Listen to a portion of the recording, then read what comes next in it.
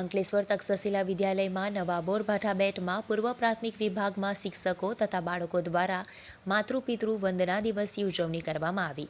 માતા પિતા એ ભગવાનને આપેલી અમૂલ્ય ભેટ છે.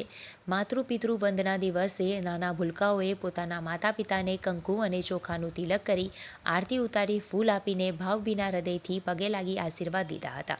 શિશુ 1 અને શિશુ 2ના બાળકોએ માતૃપિતૃ વંદના ગીત ઉપર ડાન્સ કરી સૌને મંત્રમુગ્ધ કરી દીધા હતા.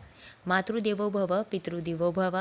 દરેક બાળકોએ માતા પિતાને આદર અને સન્માન આપવું જોઈએ. શિક્ષકો દ્વારા બાળકોને તેનું મહત્ત્વ સમજાવવામાં આવ્યું.